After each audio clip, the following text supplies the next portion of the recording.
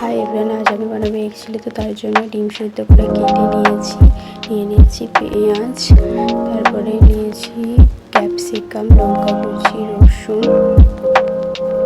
একটি বাটির মধ্যে 3 চামচ কর্নফ্লাওয়ার, 2 চামচ ময়দা, লঙ্কার গুঁড়ো, গোলমরিচের গুঁড়ো, নুন সবগুলো দিয়ে ভালোভাবে মিশিয়ে নিয়ে তার মধ্যে দিয়ে দিয়েছি জল দিয়ে ভালোভাবে গুলিয়ে নিয়েছি। তারপর আমি এটাকে রেখে দিয়েছিলাম। তারপরে কড়াইতে তেল গরম করে নিয়েছি।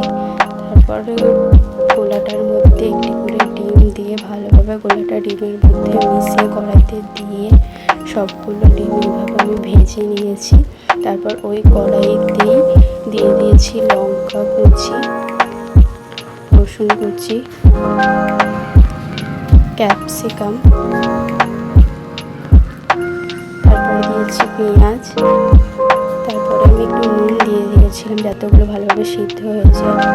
তারপরে এইভাবে ভেজে নিয়ে চিনি, গোলমরিচের গুঁড়ো দিয়ে ভালোভাবে নাড়িয়ে দিয়ে দিয়েছি সসটা আমি রেডি করে রেখেছিলাম, সোয়া সস আর টমেটো সস। তারপরে আমি দিয়ে দিয়েছি কর্নফ্লাওয়ার নর্মাল জলের মধ্যে গুলে। তারপরে আমি ডিমগুলো দিয়ে ভালোভাবে ফুটিয়ে নিয়েছিলাম। তারপরে রেডি হয়ে গেছে। তো তোমরাও এইভাবে বানিয়ে নিতে পারো, খুব সুন্দর খেতে হয়েছে।